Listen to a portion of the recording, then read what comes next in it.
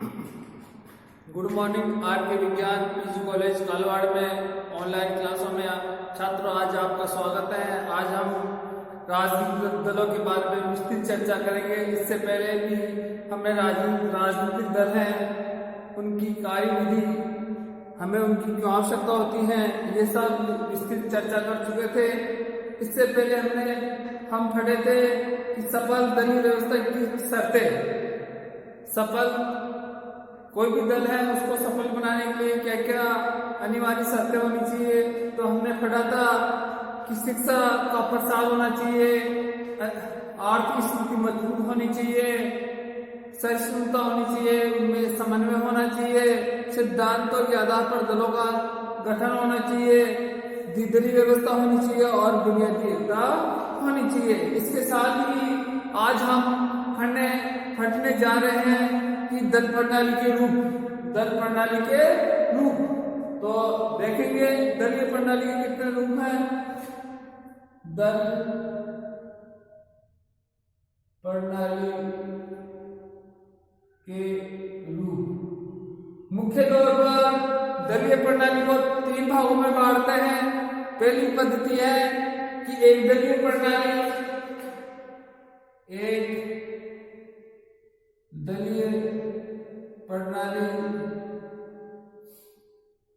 दूसरी है द्विदलीय प्रणाली,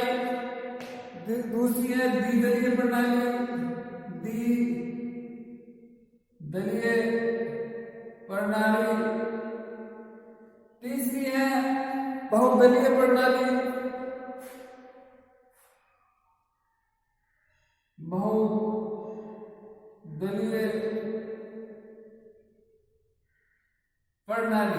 तो निश्चित तौर पर एक दलीय प्रणाली में एक ही दल होता है। सरकार बनाने में द्विदलीय में 2 दल होते हैं, राज्य में मानो या देश में, और बहुदलीय बहुत से दलों, उस राज्य में बहुत से दल होते हैं। जैसे भारत में 6 राष्ट्रीय दल है, 35 क्षेत्रीय दल है और अन्य बहुत से दल है।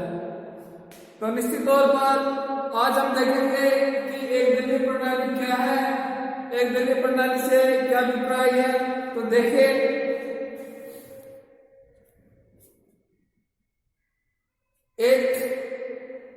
यदि देश में केवल एक ही दल हो और शासन शक्ति का प्रयोग करने वाले सभी सदस्य इस एक ही राजनीतिक दल के सदस्य हो, तो वहां की दल पद्धति को एक दलीय प्रणाली कहते हैं। यदि देश में केवल एक ही दल हो, यदि किसी भी देश में एक दल की सरकार हो, जिस देश में एक दल हो, उसे एक दलीय पद्धति कहते हैं। निश्चित तौर पर एक दलीय प्रणाली में सरकार एक ही दल के द्वारा क्रियान्वित की जाती है। तो हम ये कह सकते हैं कि एक दल में केवल यदि किसी देश में केवल एक ही दल हो और शासन पद्धति का प्रयोग, यदि किसी देश या प्रांत में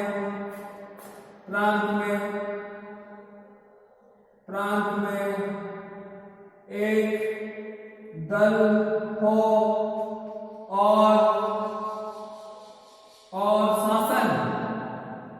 शासन पद्धति उनके द्वारा क्रियान्वित किया जाए,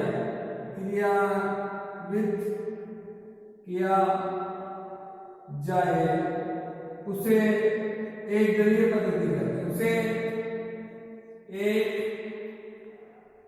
दलीय पद्धति कहते हैं। यदि किसी देश राज्य में एक दल हो और शासन पद्धति उनके द्वारा क्रियान्वित किया जाए, उसे एक दलीय पद्धति कहते हैं। निश्चित तौर पर एक दलीय पद्धति सोवियत संघ, पूरी यूरोप और चीन में है। यह निश्चित तौर पर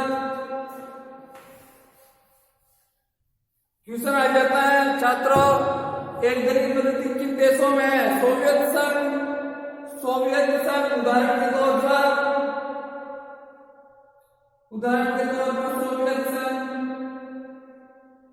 सोवियत संघ, चीन, अल्बानिया, अल्बानिया में भी अल्बानिया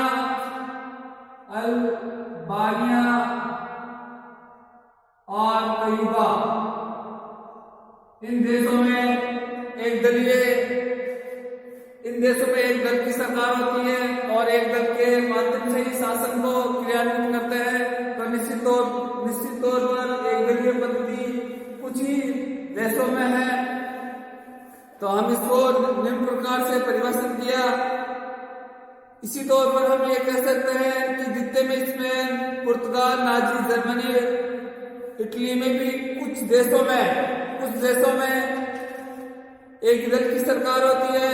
तो हम ये कह सकते हैं कि एक दलीय सरकार के क्या गुण होते हैं और निश्चित तौर पर इसमें क्या अवगुण पाए जाते हैं। तो इसका स्क्रीनशॉट लीजिए। हम फिर कह सकते हैं कि किसी भी देश में एक दल के द्वारा शासन व्यवस्था को क्रियान्वित किया जाए, किसी भी देश में एक दल के द्वारा शासन व्यवस्था को क्रियान्वित किया जाए, उसे एक दलीय पद्धति कहा जाता है। निश्चित तौर पर ये सोवियत संघ, उदाहरण के तौर पर सोवियत संघ, चीन, अल्बानिया और क्यूबा, इटली, इन देशों में एक दलीय पद्धति पाई जाती है। उसके बाद में हम देखेंगे कि एक दलीय पद्धति के क्या क्या गुण है। इसके बाद में एक दलीय पद्धति के गुण, एक दलीय प्रणाली के गुण, एक दलीय प्रणाली के गुण,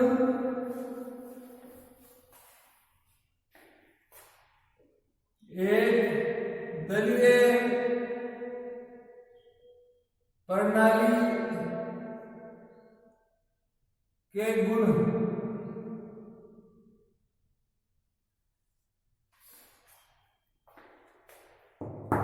एक दलीय प्रणाली के गुण में हम देखेंगे कि इस प्रणाली में सुदृढ़ शासन होता है। सुदृढ़ शासन पहला है सुदृढ़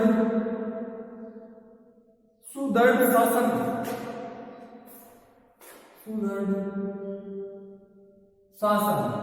सुदृढ़ शासन से अभिप्राय है मजबूत शासन।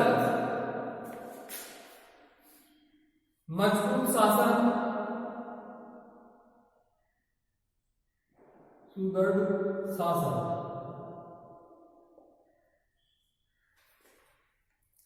सुदृढ़ शासन से अभिप्राय यही होता है कि राज्य की शासन व्यवस्था एक व्यक्ति के हाथों में क्रियान्वित होती है और शासन मजबूती के आधार पर शासन को क्रियान्वित करते हैं और उसमें किसी प्रकार की स्थायीपन नहीं होता, उसमें स्थायीपन होता है। तो सुदृढ़ शासन से अभिप्राय यही है कि इसमें स्थायीपन ज्यादा होता है। इसको हम इस प्रकार से पढ़ सकते हैं कि एक दलीय शासन विरोधी दलों के अभाव में दृढ़ता पूर्वक शासन संचालन करता है, बड़ी मजबूती से, बड़े साहस के साथ शासन को क्रियान्वित करते हैं। दल जनशक्ति और सत्ता दोनों का स्रोत है। एवं प्रतीक हो जाता है। आवश्यकता पड़ने पर भय, आतंक, व्यवस्था एवं शक्ति का समुचित प्रयोग भी किया जा सकता है। तो निश्चित तौर पर हम ये कह सकते हैं दलीय शासन विरोधी दलों के अभाव में इसके विपक्ष में कोई स्थिर दल नहीं होते हैं, इसलिए बड़ी दृढ़ता पूर्वक शासन को क्रियान्वित करते हैं। और जब ये जनता और सत्ता दोनों के बीच आपसी सामंजस्य का ही प्रतीक होता है और जब शासन के द्वारा जनता को डराया धमकाया भी जा सकता है और देश के विकास के लिए आगे काफी मजबूती प्रदान की जाती है। तो निश्चित तौर पर हम ये कह सकते हैं एक दलीय शासन का सबसे महत्वपूर्ण लक्षण, सबसे महत्वपूर्ण गुण है सुदृढ़ शासन व्यवस्था, मजबूत शासन व्यवस्था। दूसरा है आर्थिक विकास में सहायक। दूसरा लिखेंगे आर्थिक विकास में सहायक। आर्थिक विकास में सहायक। आर्थिक विकास में निश्चित तौर पर जब सुदृढ़ शासन होता है, एक व्यक्ति के हाथों में शासन व्यवस्था क्रियान्वित किया जाता है, इसमें किसी का लेना देना नहीं होता है, किसी की टांग खिंचाई नहीं होती है, तो निश्चित तौर पर कर्ता धर्ता एक ही व्यक्ति के हाथ पर, एक ही व्यक्ति के द्वारा निर्णय लिया जाता है। जब एक व्यक्ति के द्वारा निर्णय लिया जाता है तो निश्चित तौर पर देश का जो आर्थिक विकास है वो प्रगति की ओर आगे क्रियान्वित होता रहेगा। तो देखिए, एक दलीय शासन में दीर्घकालीन योजनाओं को आसानी से अपनाया जा सकता है। दीर्घकाल का मतलब है लंबे समय तक क्रियान्वित होने वाली शासन व्यवस्था है। इसमें आर्थिक विकास की गति तीव्र होती है, तेज होती है। उदाहरण के तौर पर चीन और पूर्वी सोवियत संघ ने अनेक दोषों और कमियों के रहते हुए भी जो महान आर्थिक उन्नति हुई है उसे आज इसके प्रबल विरोधी भी स्वीकार करते हैं।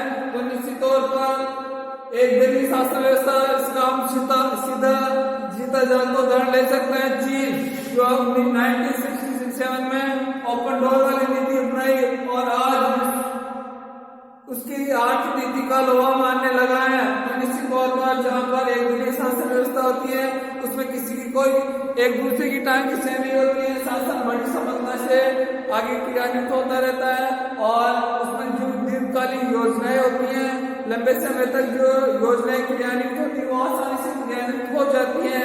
ये एक दलीय शासन का दूसरा महत्वपूर्ण गुण है। उसके बाद में हम देखेंगे अनुशासन। तीसरा है अनुशासन।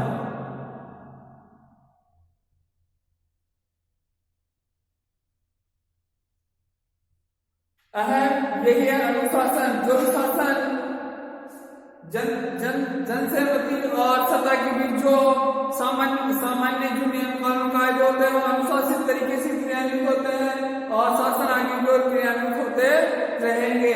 तो निश्चित तौर पर नियमों की पालना के अनुसार देश की शासन व्यवस्था क्रियान्वित होती है। तो इसको हम एक दलीय शासन में कुछ कोटि का अनुशासन होता है, कुछ कोटि का महत्वपूर्ण शासन व्यवस्था होती है। आए दिन हड़ताल, तालाबंदी, घेरा आदि जैसी उच्चकलंताएं नहीं देखी जाती है। शासन की शक्ति का भय बना रहता है। तो निश्चित तौर पर आज अपन देखिए द्विदलीय व्यवस्था हो चाहे बहुदलीय व्यवस्था हो, बहुदलीय व्यवस्था आज देश के लिए अभिशाप बन गया है। आए दिन हड़तालें होती हैं, तालाबंदी होती है, घेराव होते हैं। तो निश्चित तौर पर एक दलीय शासन व्यवस्था में ऐसा नहीं होता है, अनुशासन होता है और अगर कोई व्यक्ति करता भी है तो सरकार द्वारा उसको आसानी से दबाया जा सकता है, क्योंकि शासन करता एक संपूर्ण शक्ति एक ही व्यक्ति के हाथ में होती है। तीसरी जो चौथी विशेषता होती है राष्ट्रीय एकता।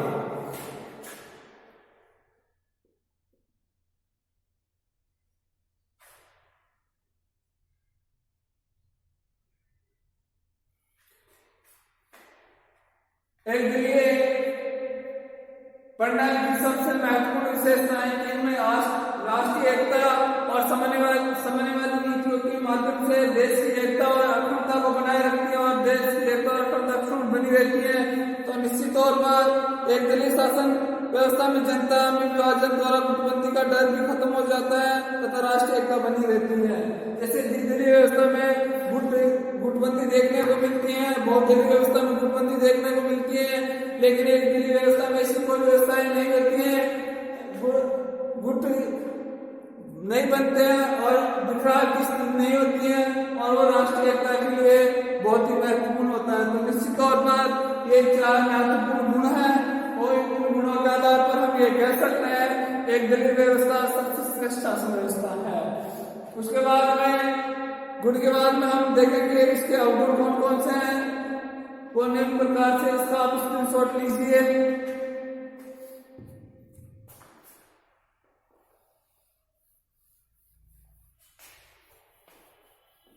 एक दलीय प्रणाली के गुण अभय दोष या अवगुण।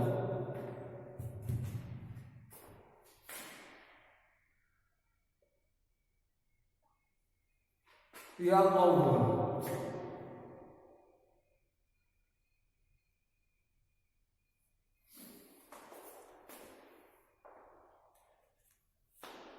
एक दलीय प्रणाली की जहां पे अच्छाई है वहां पे कुछ उसमें कमियां भी हैं। वो पहली कमी है, वो पहला गुण है व्यक्तिगत स्वतंत्रता का लोप। व्यक्तिगत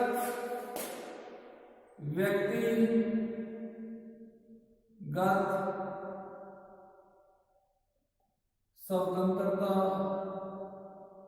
का लोप। जिस प्रकार से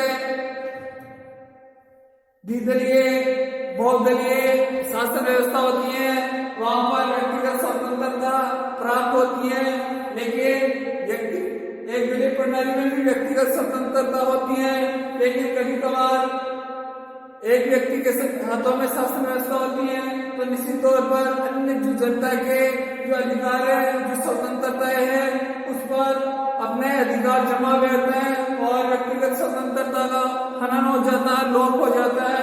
तो निश्चित तौर पर इसका एक अवगुण माना जाता है कि एक दलीय प्रणाली में व्यक्तियों को स्वतंत्रता नहीं दी जाती है। अगर स्वतंत्रता दी भी जाती है तो कभी भी राजा या शासक उनकी स्वतंत्रता को नष्ट कर सकता है। तो देखिए, व्यक्तिगत स्वतंत्रता का लोप में एक दलीय प्रणाली, एक दलीय शासन व्यवस्था में व्यक्तिगत स्वतंत्रता समाप्त हो जाती है। इसमें खुले विचार विमर्श, वाद विवाद एवं आलोचना को विस्तार नहीं दिया जाता है। समुदाय और संघ बनाने की स्वतंत्रता नहीं रहती है। तो निश्चित तौर पर इसमें व्यक्तिगत स्वतंत्रता का हनन हो जाता है। इसमें अपनी जो भी आचार विचार है, संघ है, समूह है और ये बनाने का अधिकार नहीं होता है। इसमें जो एक व्यक्ति के हाथों में होती है शासन व्यवस्था, वही करता धरता होता है। दूसरा इसका उदाहरण देखेंगे कि विपक्ष का अभाव। दूसरा देखेंगे विपक्ष का अभाव।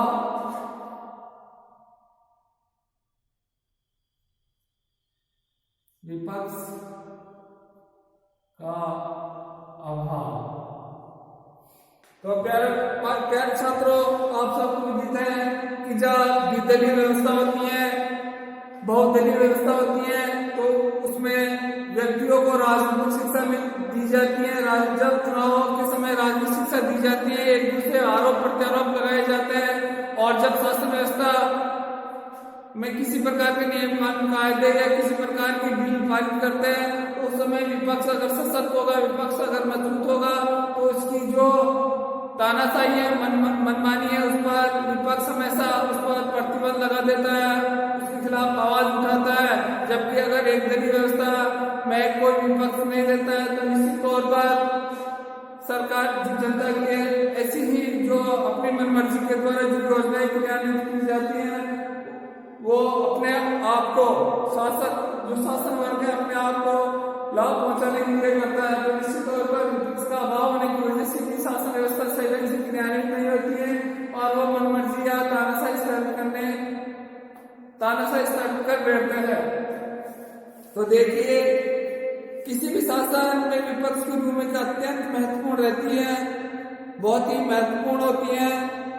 विपक्ष में न केवल शासन को जागरूक रखता है, अपितु वैकल्पिक नीतियां भी प्रस्तुत करता है। एक दलीय व्यवस्था में विपक्ष को कुचल दिया जाता है और जनता की आतंकित कर दिया जाता है। तो निश्चित तौर पर विपक्ष होना बहुत ही महत्वपूर्ण है। सरकार की जो नीतियां है, उस नीतियों में क्या क्या कमी है, उनकी नीतियों में कमी को उजागर करने में द्वितीय पक्ष जो विपक्ष बहुत ही महत्वपूर्ण भूमिका निभाता है। जबकि एक दलीय व्यवस्था में ऐसा नहीं होता, इसलिए भी इसमें अवगुण पाया जाता, आलोचना का कारण बन गया है।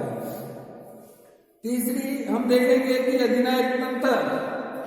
तीसरा हम देखेंगे अधिनायक तंत्र।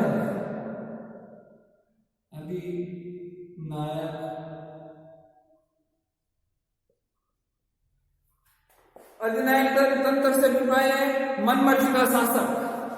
अधिनायक जब संपूर्ण शासन व्यवस्था एक व्यक्ति के हाथों में होगी, एक दलीय व्यवस्था होगी, तो वो शासक कभी भी जनता के लिए अच्छे कार्य नहीं कर पाएगा और निश्चित तौर पर वो अपनी मनमर्जी से जनता पर अनावश्यक अत्याचार करेंगे। तो निश्चित तौर पर उसकी मनमर्जी के आधार पर देश की शासन व्यवस्था क्रियान्वित होती है तो वो अधिनायक बन जाते हैं। जैसे हिटलर और मुसोलिनी, ऐसे बहुत से इतिहास गवाह है कि जिनके हाथों में एक व्यक्ति के हाथों में शासन व्यवस्था होती है, वो मनमर्जी कर बैठते हैं।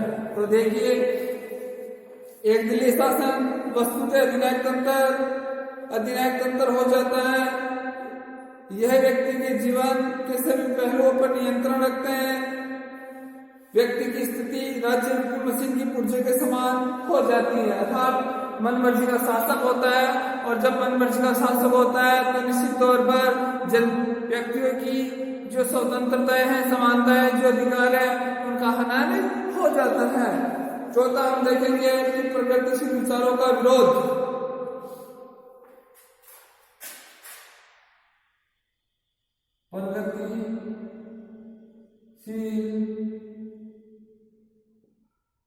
विचारों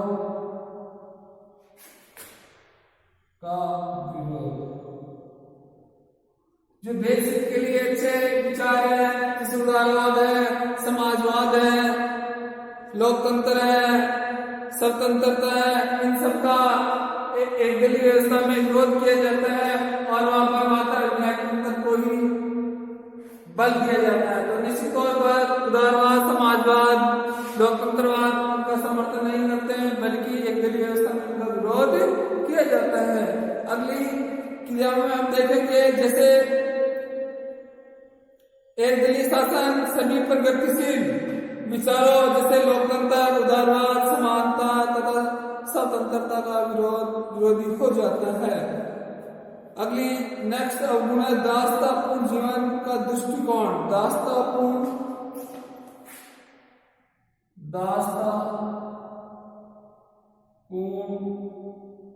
जीवन का दृष्टिकोण। निश्चित तौर पर दासता यानी गुलामी की जिंदगी जीवन यापन करते हैं एक दलीय व्यवस्था में। तो हम ये कह सकते हैं कि एक दलीय शासन व्यवस्था में शिक्षा, कला व साहित्य का स्वतंत्र विकास संभव नहीं होता है। शिक्षा, समाज, कला और साहित्य पर दर्द का अंकुश रहता है।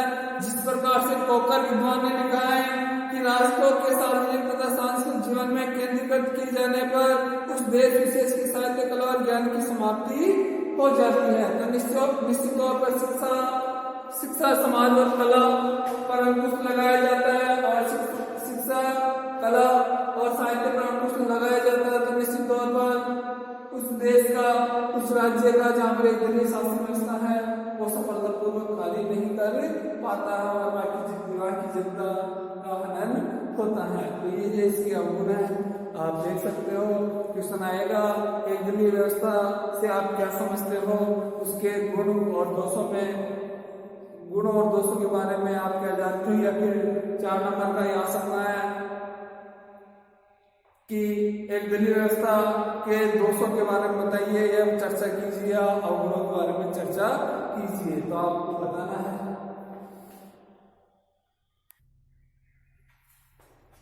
तो एक दलीय के बाद में हम द्विदलीय देखेंगे। तो द्विदलीय व्यवस्था में जिन राष्ट्रों में 2 दलीय हो, 2 दलों की सरकार हो, लेकिन एक ही दल के द्वारा सरकार क्रियान्वित की जाती है, विपक्ष में वो दूसरा दल भी होता है।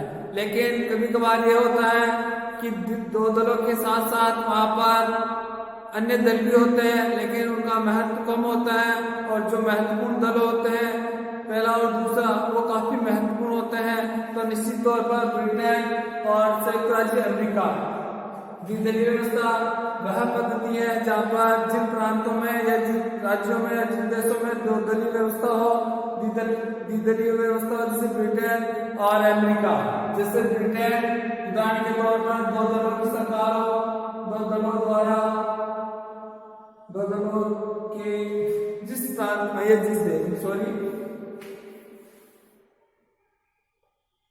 जिस प्रांत या देश में 2 दल हो, लेकिन 2 दल हो जो महत्वपूर्ण भूमिका निभाते हो। जैसे ब्रिटेन और अमेरिका। क्वेश्चन आ जाता है किन देशों में द्विदलीय व्यवस्था है, तो आपको बताना ब्रिटेन और अमेरिका में। इसी के साथ हम ये कह सकते हैं कि द्विदलीय व्यवस्था के क्या क्या लाभ है और क्या क्या गुण है। तो निश्चित तौर पर द्विदलीय व्यवस्था के द्विदलीय प्रणाली के गुण, तो द्विदलीय व्यवस्था क्वेश्चन यही रहेगा किन देशों में द्विदलीय व्यवस्था है। संयुक्त राज्य अमेरिका और ब्रिटेन में द्विदलीय व्यवस्था है। इसके बाद में इसके गुण देखे द्विदलीय व्यवस्था के गुण।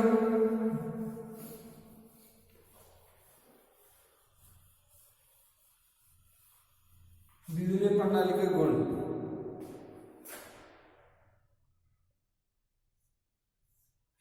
पहला गुण है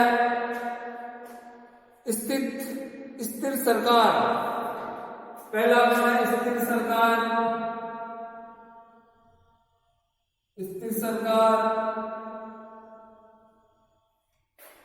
जहां पर द्विदलीय व्यवस्था होती है वहां पर दीर्घकालीन योजना तो क्रियान्वित होती है, लेकिन सरकारें भी स्थिर होती है। और जैसे इनका जो समय 5 साल 10 साल जो भी निश्चित किया जाता है उस समय तक वो निर्धारित होती है। लेकिन जैसे अमेरिका और ब्रिटेन की सबसे महत्वपूर्ण विशेषता रही है कि जब एक दल की सरकार बन जाती है तो आने वाले समय में दूसरे दल की सरकार बनेगी, तो ये आदान प्रदान होता रहता है और आपस स्तर सरकार बन पाती है। तो आप देखिए द्विदलीय प्रणाली में कार्यपालिका अधिक स्थायी होती है। जब बहुमत वाले दल का एक बार मंत्रिमंडल बन जाता है तो फिर उसे आसानी से नहीं उठाया जा सकता है। मंत्रिमंडल को यह विश्वास रहता है कि इसकी नीतियां और कार्यों का समर्थन करने के लिए विधायिका का बहुमत सदैव उसके पीछे छाया की भांति विद्यमान रहता है। द्विदलीय प्रथा के कारण ब्रिटेन में मंत्रिमंडल को औसत जीवनकाल 3.5 वर्ष है, जबकि फ्रांस में तृतीय और चतुर्थ गणतंत्र में मंत्रिमंडल का औसत कार्यकाल 9 महीने का होता है। तो निश्चित तौर पर जब किसी भी दल की सरकार बनती है, जब सरकारें बन जाती हैं तो उनको ये भय नहीं होता है, ये डर नहीं रहता है कि वो ऐसा होगी, क्योंकि जब उनका कार्यकाल चाहे वो 4 साल हो, चाहे 3.5 साल हो, चाहे 9 साल हो या 9.5 महीने हो, वो इस तरह सरकार दे पाती है। दूसरा गुण है उत्तरदायित्व का निर्धारण। उत्तरदायित्व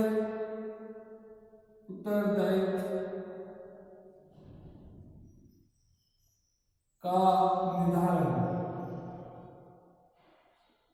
जो भी सरकारें बनती हैं, जिस दल में द्विदलीय व्यवस्था की ये व्यवस्था है कि जो भी दल अपनी सरकार निर्धारित करता है वो अपनी भूमिका अच्छी तरह से निभाता है, अपनी जिम्मेदारी अच्छी तरह से निभाता है, जिससे कि वो दीर्घकालीन योजनाएं क्रियान्वित कर सके और देश के या राष्ट्र के लिए अच्छी योजना बनाकर देश का विकास कर सके।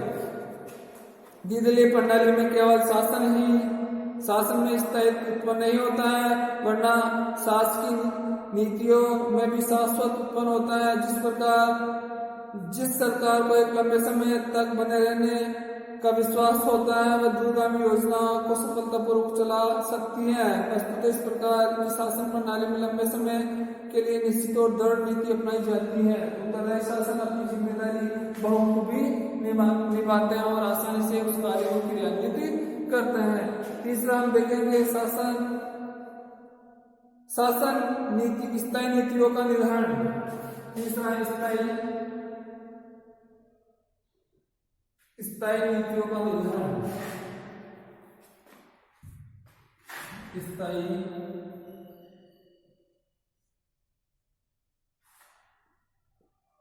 नीतियों का निर्धारण। उत्तरदायी शासन है, द्विदलीय शासन व्यवस्था है, स्तर सरकारें होती हैं, तो निश्चित तौर पर जनता के ऐसी योजनाएं निर्धारित करते हैं जिससे कि उनका विकास हो सके और उस विकास को आगे क्रियान्वित कर सके। इसमें हम देखेंगे कि द्विदलीय प्रणाली में केवल शासन में ही स्थायी उत्पन्न नहीं होता, वह शासकीय नीतियों में शासन उत्पन्न होता है और जो भी कार्य किया जाता है वो निश्चित तौर पर आसानी से क्रियान्वित किया जाता है। उसके बाद में हम देखेंगे शासन का स्वस्थ एवं रचनात्मक विरोध। शासन का स्वस्थ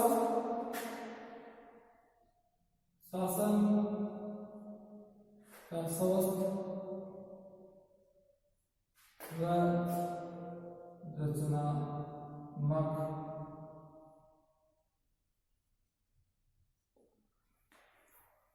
जो भी शासन क्रियान्वित किया जाता है, हर दल अपनी अपनी जिम्मेदारियां क्रियान्वित कर आसानी से निभाते हैं, लेकिन फिर भी अगर कोई दल या कोई भी मंत्री अपनी नीतियों को सही ढंग से क्रियान्वित नहीं करता है तो शासन व्यवस्था का एक योजनाबद्ध तरीके से एक स्वस्थ परंपराओं के माध्यम से विरोध करते हैं और वो भी रचनात्मक तरीके से। ऐसा नहीं आगजनी तोड़ फोड़ ऐसी इस प्रकार की घटनाएं घटित नहीं होती है, तो निश्चित तौर पर शासन का स्वस्थ रचनात्मक विरोध करते हैं, मात्र आलोचना ही करते हैं और आलोचना के साथ साथ आने वाले समय में उस शासन व्यवस्था को आगे के लिए प्रदर्शित कर देते हैं।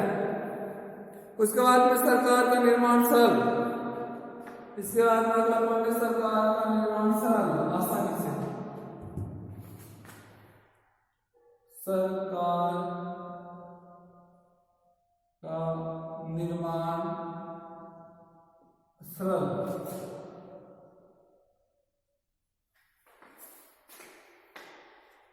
इस प्रणाली में मंत्रिमंडल का गठन काफी सरल रहता है। विधायिका ने जिस दल को बहुमत मिला है उसे मंत्रिमंडल बनाया जाता है। तो जिस दल को स्पष्ट बहुमत मिल जाता है वो आसानी से सरकार बना लेती है। तो इसमें किसी प्रकार की कोई गड़बड़ी नहीं, आशंका नहीं रहती है, ना कोई मिलीजुली सरकारें होती है, ना कोई त्रिशंकु सरकारें होती है। जिस दल को दो दल होते हैं और जिस दल को स्पष्ट बहुमत मिल जाता है या जिस दल को बाकी जो नियमों के अनुसार जो वो प्रकट हो जाता है तो निश्चित तौर पर वो सरकार निधान में अपनी अहम भागीदारी निभाते हैं। इसके बाद में सरकार का सीधा चुनाव, सरकार का सीधा चुनाव,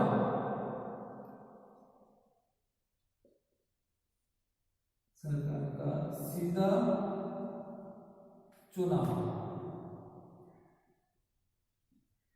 इसमें जनता प्रत्यक्ष रूप से या अप्रत्यक्ष रूप से हम ये कह सकते हैं कि सरकार का जनता प्रत्यक्ष रूप से अपना चुनाव कर देती है और आसानी से उस दल को अपना प्रतिनिधित्व मान लेती है।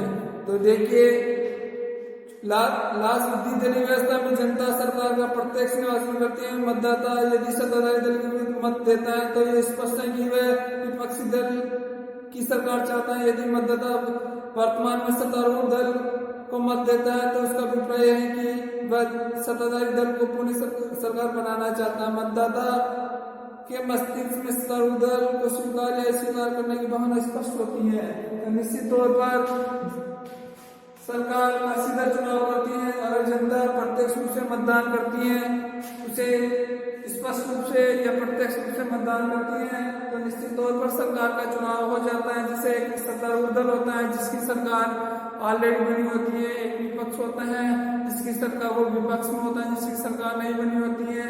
अगर जनता के मन में यह मानस बना रहता है कि अगर सरकार सत्तारूढ़ दल को वोट देते हैं तो वो निश्चित तौर पर सत्तारूढ़ दल को चाहते हैं और विपक्ष को वोट देते हैं तो वो ये सोचते हैं कि विपक्ष सत्तारूढ़ दल जनता के लिए कुछ खास कार्य नहीं किया, अब हम विपक्ष को वोट देंगे। तो निश्चित तौर पर इसका स्क्रीनशॉट लीजिए। उसके बाद में हम इसके दलीय प्रणाली के दोष बताएंगे। एक बार फिर देखो किस तरह से करें। उत्तरदायित्व का निर्धारण करता है, स्थायी नीतियों का निर्धारण करता है, शासन का स्वस्थ रचनात्मक विरोध करता है, सरकार का निर्माण सरल होता है और सरकार का सीधा चुनाव होता है, प्रत्यक्ष रूप से होता है। इसके बाद में हम देखेंगे कि द्विदलीय प्रणाली के अवगुण या दोष।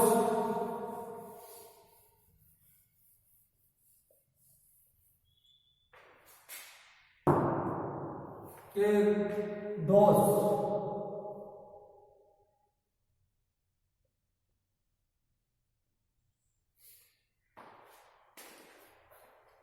हर में अच्छाई होती है, अच्छाई के साथ साथ उसमें कुछ कमियां भी होती हैं, अवगुण भी होते हैं। तो निश्चित तौर पर द्विदलीय व्यवस्था में भी ऐसी विशेषता पाई जाती है कि इसमें अच्छाई के साथ साथ अवगुण भी पाए जाते हैं। पहला है बहुमत दल की तानाशाही। पहला है बहुमत दल की तानाशाही। निश्चित तौर पर द्विदलीय व्यवस्था में जिस दल को स्पष्ट बहुमत मिल जाता है वो मनमर्जी के माध्यम से शासन को क्रियान्वित करते हैं और जनता की नीतियों की अवहेलना करता है। तो निश्चित तौर पर वो मनमर्जी के माध्यम से अपने हित के लिए ही शासन व्यवस्था को क्रियान्वित करते हैं और विपक्ष को मात्र गौण समझकर जनता के अधिकारों का हनन करता है। इसलिए बहुमत दल की तानाशाही को बल मिला है। इसको हम इस प्रकार से कह सकते हैं, द्विदलीय प्रणाली वाले शासन में बहुमत दल सरकार बनाता है और उस पर विश्वास रहता है कि निश्चित अवधि में पूर्ण उसे पदस्थ नहीं किया जा सकता है। इसलिए ये मनमानी करता तथा विरोधी दल का तनिक भी परवाह नहीं करता है। तो निश्चित तौर पर वो अपनी मनमर्जी का शासक होता है। दूसरा है मतदाताओं के लिए चयन की कम स्वतंत्रता। दूसरा है मतदाताओं के चयन की कम स्वतंत्रता।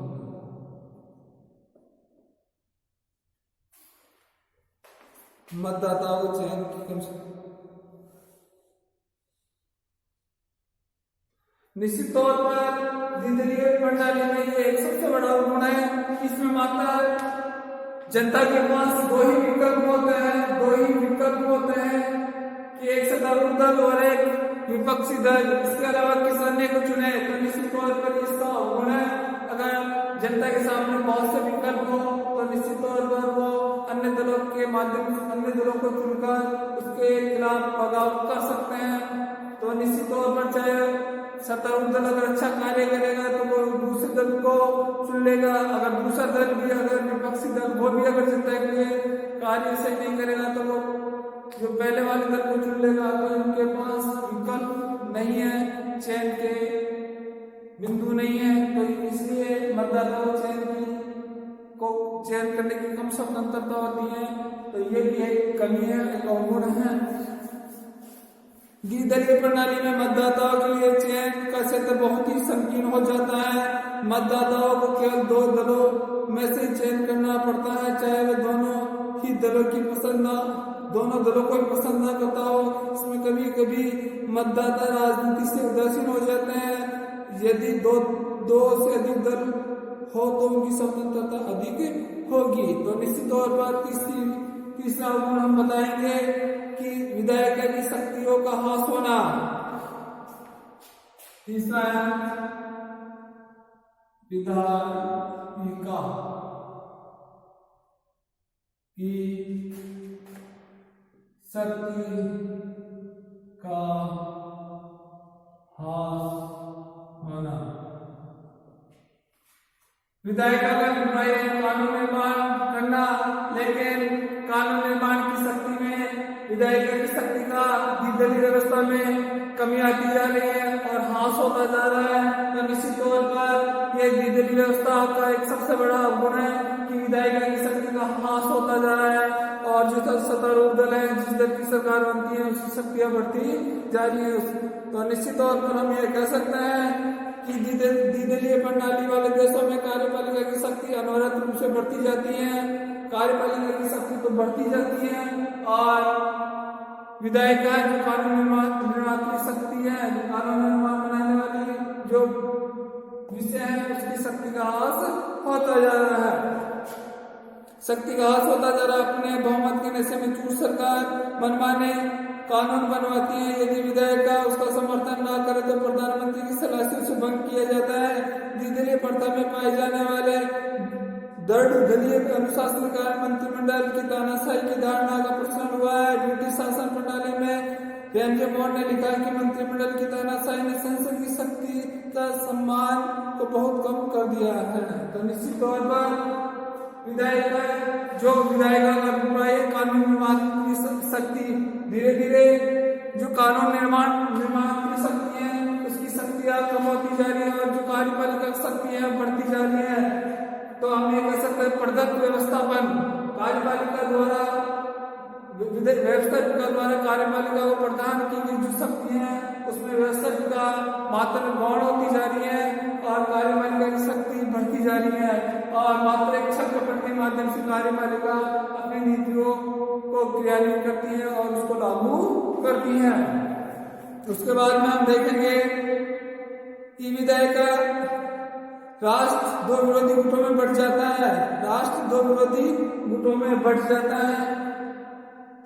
राष्ट्र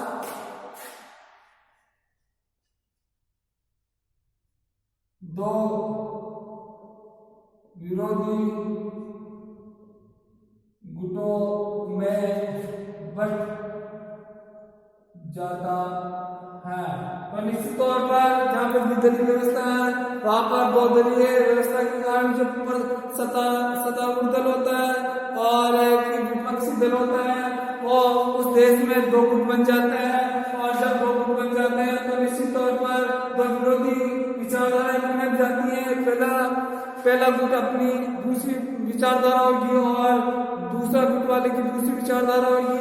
जब दोनों की विचारधारा देश के लिए नहीं होगी तो निश्चित तौर पर वो देश कहीं ना कहीं प्रगति के विकास में उसमें कमी आएगी। तो हम इसको निम्न प्रकार से देख सकते हैं कि द्विदलीय व्यवस्था वाले देश विचारधारा के आधार पर दो गुटों में विभाजित हो जाता है। राष्ट्र का ऐसा विभाजन एक भयंकर राजनीतिक प्रवृत्ति मानी जाती है। इससे पहले हम देखेंगे कि विविध हितों को विधायिका में प्रतिनिधित्व नहीं मिल पाता है। विविध हितों को विविध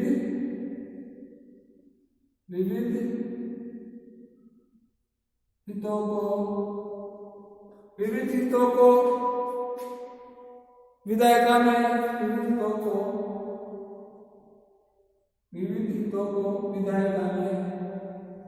विधायिका में प्रतिनिधित्व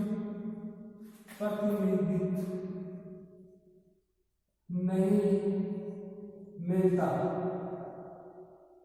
निश्चित तौर पर हम इसकी आलोचना इसकी अवगुण एक कारण ये भी है कि विविध हितों को विधायिका में प्रतिनिधित्व नहीं मिल पाता है। जैसे कई प्रकार की योजनाएं क्रियान्वित करते हैं उसमें सभी वर्ग होते हैं, सभी शिक्षा हो चाहे साहित्य हो चाहे कला हो उसमें सभी वर्गों को बराबर प्रतिनिधित्व नहीं मिल पाता। जब बराबर प्रतिनिधित्व नहीं मिल पाएगा तो निश्चित तौर पर अन्य जिनको नहीं मिल पा रहा है तो उनकी अधिकारों का हनन होता जा रहा है। उसके बाद में हम देखेंगे कि नकारात्मक मतदान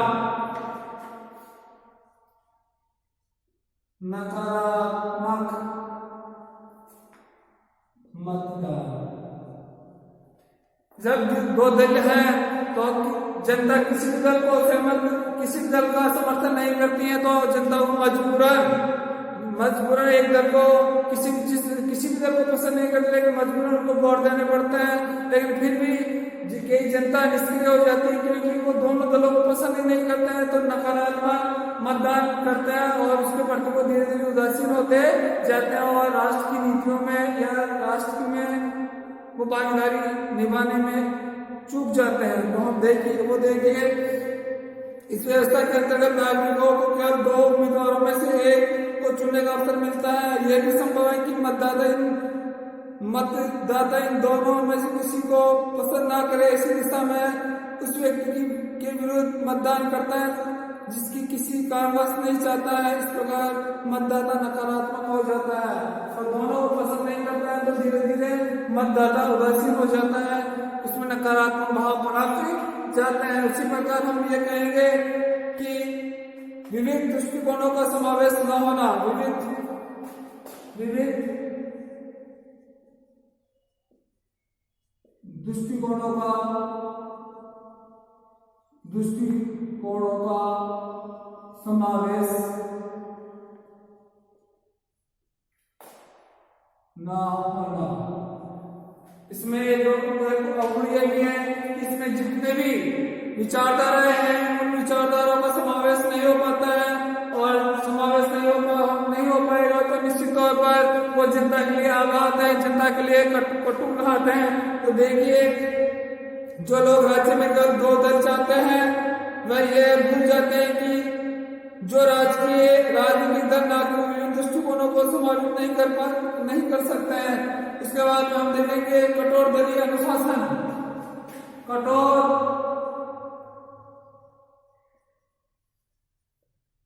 दलीय अनुशासन, तो निश्चित तौर पर जो कठोर दलीय अनुशासन है वो देश के लिए बड़ा आघात है।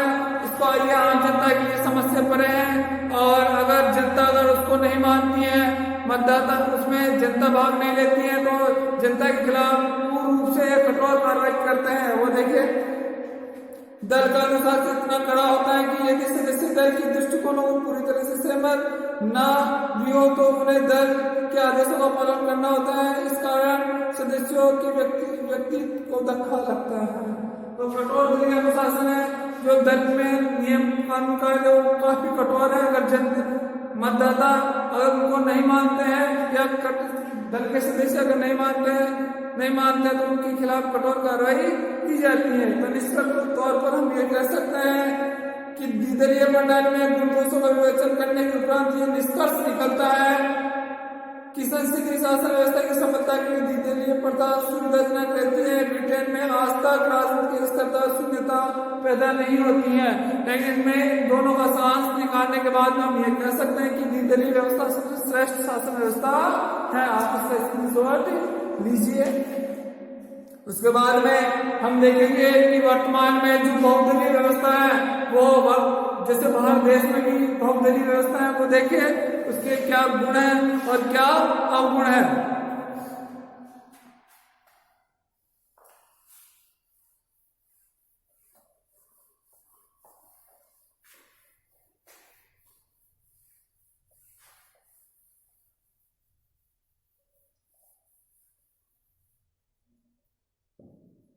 बहुदलीय व्यवस्था, बहुदलीय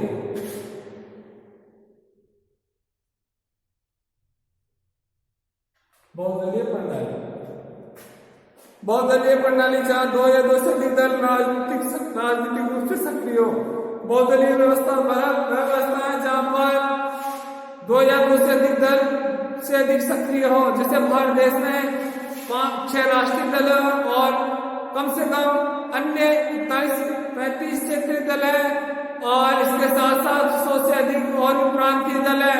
तो निश्चित तौर पर 2 दलों से अधिक जहाँ पर दल राजनीति में अपनी सक्रिय भूमिका निभाते हैं उसे बहुदलीय प्रणाली कहते हैं।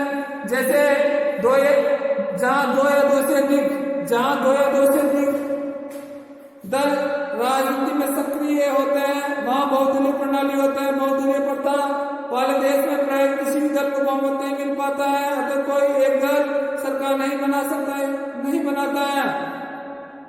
और भारत देश में ये सबसे बड़ा केंद्र बिंदु है।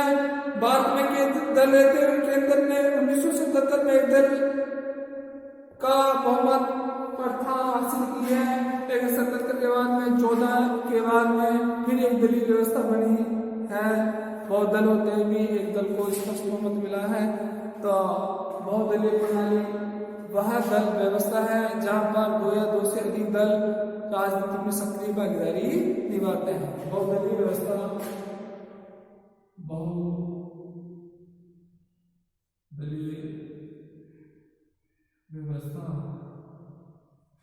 वह व्यवस्था है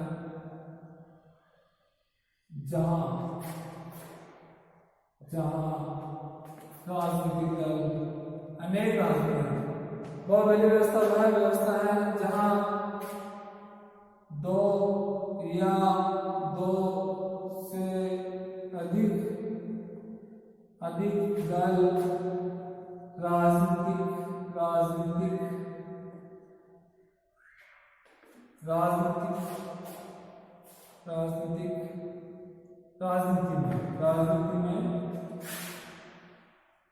सक्रिय भागीदारी निभाते हैं। कहने का अभिप्राय यह है, दो या दो से अधिक दल जो राजनीति में बढ़ चढ़ कर भाग लेते हैं उसे बहुदलीय व्यवस्था कहते हैं।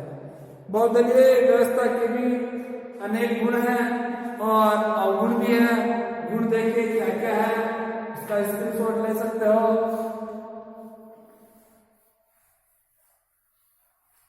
बहुदलीय प्रणाली के गुण,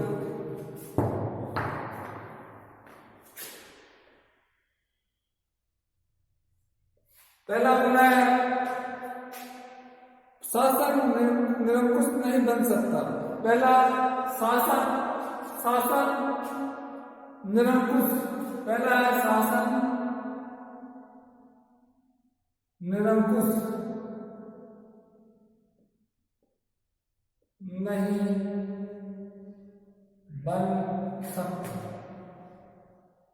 नहीं बन सकता। कहने का अभिप्राय यही है कि बहुदलीय व्यवस्था में दो से अधिक दल होते हैं, जिसे भारत में कम से कम 50 दल है और किसी भी दल को स्पष्ट बहुमत नहीं मिल पाता है और निश्चित तौर पर यहाँ पर मिलीजुली सरकारें बनती हैं। जब मिलीजुली सरकारें बनती हैं तो निश्चित तौर पर जो भी दल बनते हैं वो जनता के लिए अच्छे कार्य करने के लिए बनते हैं। उनकी अनेक अलग अलग विचारधाराएं होती हैं और वो विचारधारा को जीवित रखने के लिए, वो जनता के लिए अच्छे कार्य करने के लिए वो लालायित रहते हैं। तो निश्चित तौर पर जिस दल की भी सरकार बनती है वो मनमानी नहीं कर सकती, मनमर्जी नहीं कर सकती है। तो देखिए, बहुदलीय व्यवस्था में साझा मंत्रिमंडल का निर्माण होने के कारण किसी एक राजनीतिक दल को एकाधिकार स्थापित करने का अवसर नहीं मिलता है। शासन कार्य हमेशा आदान प्रदान और समझौते की भावना से चलता है। साझा अथवा मिलीजुली सरकारें कभी भी निरंकुश नहीं बन सकती हैं। इसमें त्रिशंकु सरकारों का मेल होता है और जहाँ पर त्रिशंकु और जो साझा सरकारें होती हैं वो कभी भी मनमर्जी नहीं कर सकती हैं, निरंकुश नहीं बन सकती हैं। दूसरा गुण देखिए कि मतदाताओं को चयन के अधिक विकल्प, मतदाताओं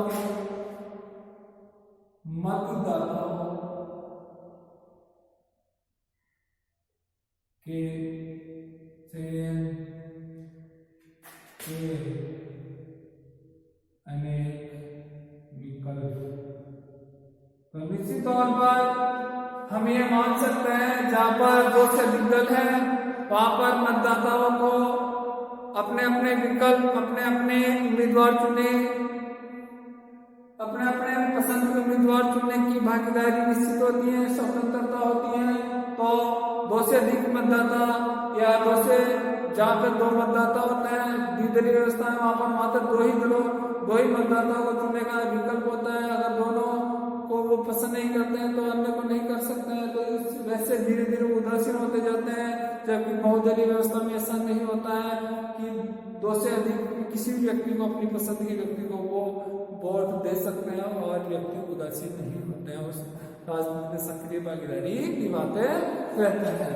इसी प्रकार हम ये कह सकते हैं कि जहाँ बहुत दल होते हैं वहाँ मतदाताओं को चयन का अधिक स्वतंत्रता होती है। द्विदलीय व्यवस्था की तुलना में बहुदलीय व्यवस्था में बहुत से उम्मीदवार होते हैं, उनमें मतदाता अपनी इच्छा अनुसार किसी व्यक्ति को चुन सकते हैं। इसी प्रकार संसदीय शक्ति का हास नहीं, संसदीय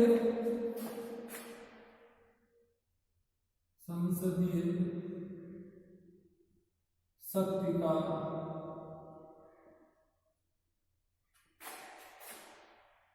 हास नहीं। कहने का अभिप्राय कार्यपालिका और व्यवस्थापिका और न्यायपालिका इन तीनों में समन्वय रहता है और कार्य व्यवस्थापिका में से मंत्रिमंडल का निर्माण होता है और मंत्रिमंडल हमेशा कार्यपालिका व्यवस्थापिका के प्रति उत्तरदायी होते हैं। तो हम ये कह सकते हैं कि बहुदलीय व्यवस्था में संसदीय व्यवस्था का हास नहीं होता है, क्योंकि व्यवस्थापिका में से मंत्रिमंडल का निर्माण होता है।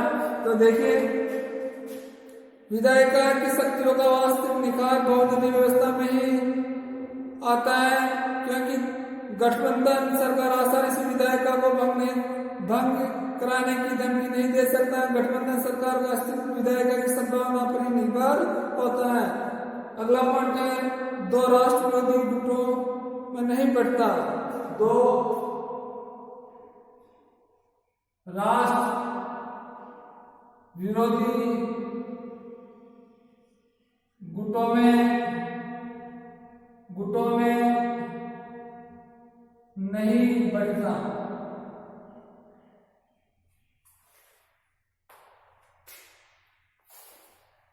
नहीं बढ़ता। तो निश्चित तौर पर जहां पर बहुदलीय विरोधी विचारधारा है, बहुदलीय व्यवस्था है, वहां पर दो विरोधी गुटों को नहीं, वो दोनों राष्ट्र दो गुटों में नहीं बढ़ सकते हैं, क्योंकि अनेक दल होते हैं और अनेक अलग अलग विचारधाराएं होती हैं। अगर जहाँ पर दो दल होते हैं, दो दलों में दो ही विचारधाराएं होती हैं और दोनों को अगर कोई भी दल अगर दूसरी विचारधारा पसंद नहीं करता है तो धीरे धीरे उनमें वैमनस्य के भाव पनप जाते हैं, और जब वैमनस्य के भाव पनप जाता है तो उनमें दो विरोधी विचारधाराएं पनप जाती है। जबकि बहुदलीय व्यवस्था में ऐसा नहीं है, यहाँ पर अनेक दल होते हैं और अलग अलग विचारधाराएं होती है। जब अलग अलग विचारधाराएं होती है तो उनका मेन मकसद यही होता है कि जनता को अधिक से अधिक फायदा पहुंचाया जाए। उसके बाद में हम ये देखेंगे कि इस दल पद्धति वाले देश दो विरोधी गुटों में बंटने से बच जाता है। दलीय अनुशासन की भावना कठोर न होने के कारण बहुदलीय पद्धति वाले देशों में दलबंदी की भावना बड़ा छड़ाकर प्रदर्शित नहीं की जाती है। सभी हितों एवं विचारधारा हितों का प्रतिनिधित्व, सभी हितों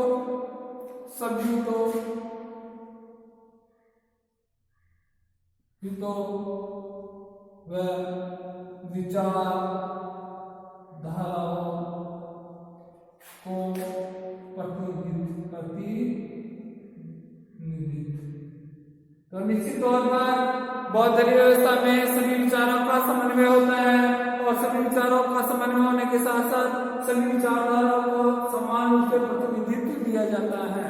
तो देखिए, बहुदलीय पद्धति वाले देशों की विधायिका और कार्यपालिका किसी एक या दो दलों की प्रधानता नहीं रहती है, बल्कि सभी दल समकक्ष होते हैं। विधायिका तथा कार्यपालिका में कई दलों की प्रतिनिधित्व प्राप्त होता है। इस बाती विभिन्न वर्गों तथा स्वार्थों को शासन में पूर्ण प्रतिनिधित्व मिल जाता है।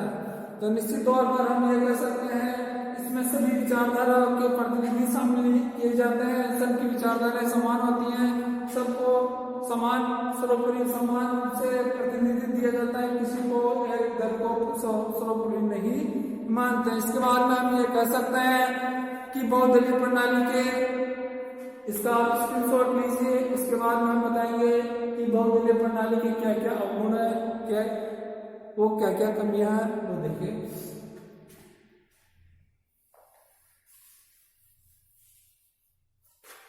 बहुदलीय प्रणाली के अवगुण या दोष।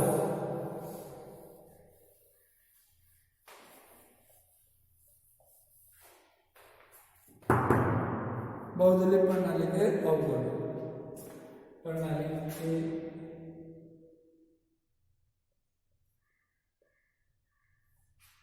बहुदलीय प्रणाली के दोष। निश्चित तौर पर बहुदलीय पद्धति में अच्छाई है, अच्छाई के साथ साथ कुछ कमियां भी हैं, और कमियां ज्यादा है। वो देखिए, शासन में इस तरह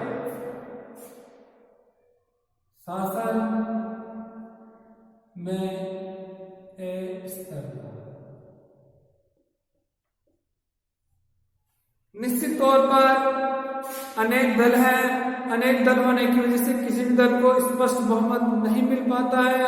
जब स्पष्ट बहुमत नहीं मिल पाता है तो सरकारें अस्थिर होती हैं, और जब अस्थिर होती हैं तो समस्या पूरी वो भंग हो जाती है, और देश के लिए बड़ा आघात होता है, बहुत ही आर्थिक नुकसान होता है। जब आर्थिक नुकसान होता है तो पुनः चुनाव होते हैं, और जब आर्थिक नुकसान होगा तो पुनः चुनाव होंगे। तो जो पैसा चुनावों में खर्च करना, जो पैसा गरीबों पे खर्च करना पड़ता करना चाहिए वो चुनाव में करना पड़ता है। तो निश्चित तौर पर भारत आज भी विकास की स्थिति में ही है, जबकि भारत देश को आजादी में 75 साल से अधिक हो गए हैं। तो देखिए फिर है उत्तरदायित्व का अभाव। उत्तरदायित्व का अभाव। दूसरा पॉइंट हम ये कह सकते हैं कि द्विदलीय व्यवस्था काम को यह है कि इसमें जो गठबंधन की सरकार होती है, मिलीजुली सरकार होती है, अपनी अपनी जिम्मेदारी सही ढंग से निभाती नहीं है। इसमें योग्य व्यक्ति चुनाव में नहीं आते हैं, अयोग्य व्यक्ति चुनाव जीत जाते हैं। वो बाहुबली धन बल के आधार पर चुनाव जीतकर अपने जेब भरते हैं। तो निश्चित तौर पर इसमें उत्तरदायित्व का अभाव है। तीसरा पॉइंट कहेंगे कि कार्य कुशलता का अभाव। हमारी कुशलता का अभाव। तीसरा इसमें वो है कि इसमें योग्य व्यक्ति शासन चुनाव नहीं जीत पाते हैं, अयोग्य व्यक्ति चुनाव जीत जाते हैं और वो अपनी कार्य प्रणाली के अपनी योग्यता के हिसाब से, अपनी योग्यता के अनुसार वो कार्य नहीं कर पाते हैं और शासन जो सरकारें बनती है स्तर सरकारें होती है और अपनी कार्य क्षमता के अनुसार कार्य नहीं कर पाते हैं। तो निश्चित तौर पर वो देश हित के लिए एक आघात है। दीर्घकालीन नीतियों का अभाव। दीर्घकालीन नीतियों का अभाव।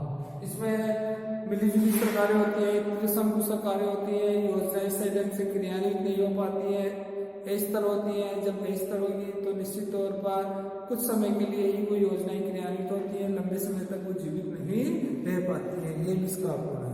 कार्यपालिका की दुर्बल स्थिति।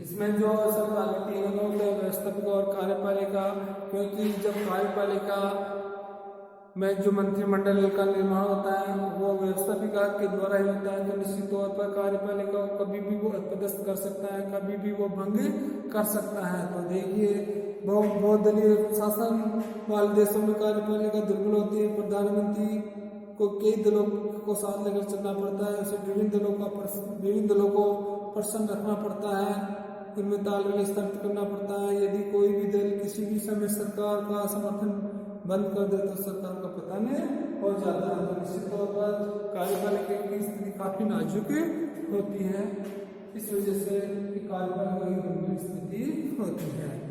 हम द्विदलीय निष्कर्ष तौर पर हम ये कह सकते हैं कि द्विदलीय पद्धति में मतदाता प्रत्यक्ष रूप से इस बात को निर्णय करते हैं कि देश में किसी भी दल का शासन होना चाहिए, अर्थात किस नीति का पालन होना चाहिए।